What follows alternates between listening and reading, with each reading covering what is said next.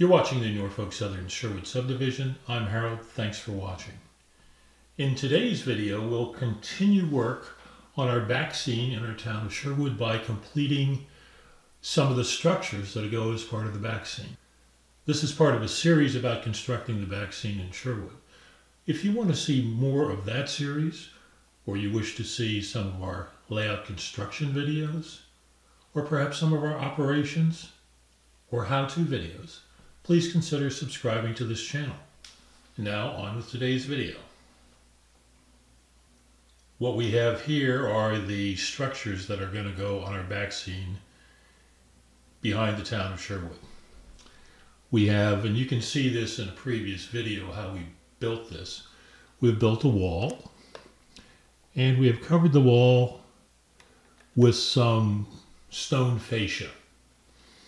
The styrene strips that you see here are meant to represent reinforcing columns. In actual fact, they conceal the joints between the pieces of brick fascia. On the top of the wall here, you will see we have covered it with styrene sheet that will become our roadway. On top of the roadway and at the back of the wall, you'll see three sets of structures. That structure is a cut down version of Walther's Merchant Row 1. The corresponding structure on the other end of the wall is similarly a cut down structure of Walther's Merchant Row 5. In the center, what we have done is we have joined together and have cut down 4 DPM buildings, 1, 2, 3, 4, and have joined them all together.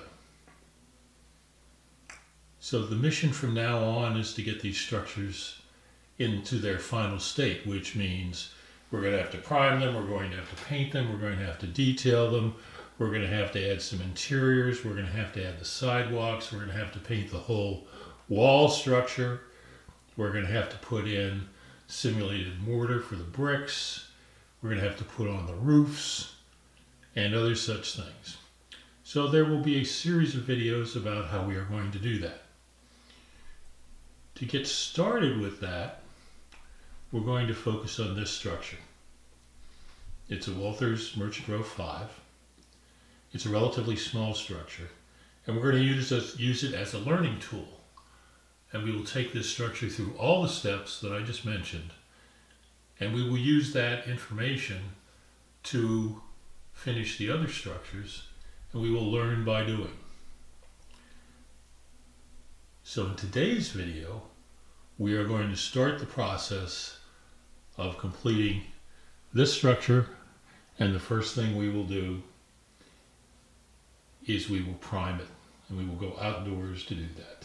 Let me show you some things we have done inside the structures. First of all, we've added bracing in the corners where the structures join each other so that they won't fall apart when we handle them. Likewise, the structures mostly have a single area on the first floor, and we're believing that the second floor might contain offices, might contain apartments, so we have separated those by putting flooring in. Now what we haven't done to this one yet, what we will do is we'll put little walls in here so that they are completely separated, and that will also help us with the lighting. We have taken similar steps with all the structures that you've seen.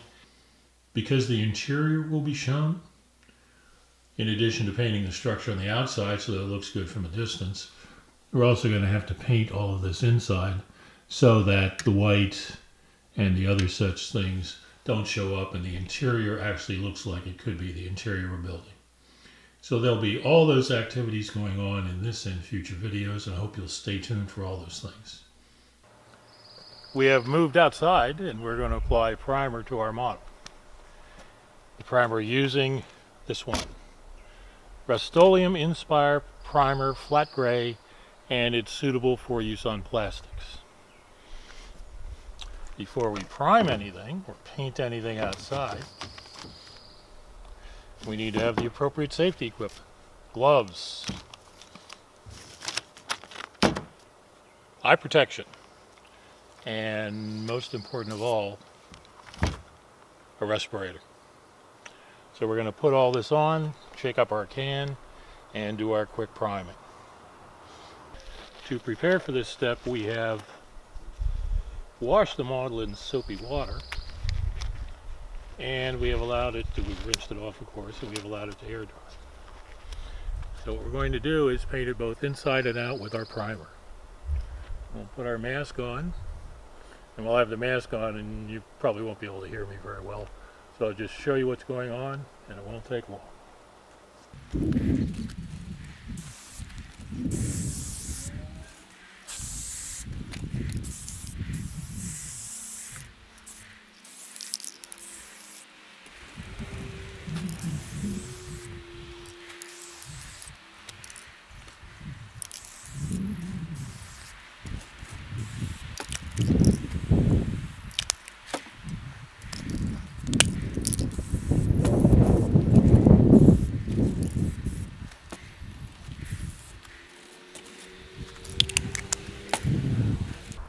So that's all done.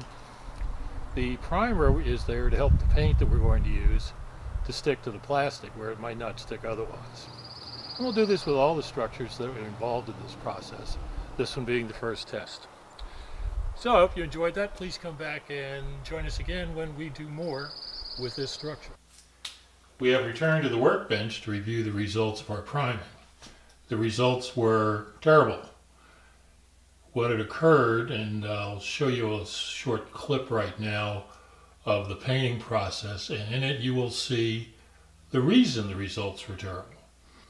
What happened was the spray can was too far away from the surface of the model so that the paint was drying prior to the paint hitting the surface, and then it would stick to the surface, and it caused a rough and mottled look that you wouldn't want on any model that you're building. So the consequence of that is we're now stripping the paint off the model and we're going to start over. We have to remember we were doing this as a test and the test was not fully successful. And while that is being done, we will switch to the other Merchant's Row model and we will prime that using our airbrush. So stay tuned for that. We are now ready for our indoor priming using Model Master Gray Primer acrylic. So we're going to paint the back first and then the front. The air compressor is pretty loud, so I'm going to turn it on and there won't be any narration. You'll just be able to see what's being done. And I'm going to try to avoid the issue that we had in the past, which was getting the spray too far away from the model. So, here we go.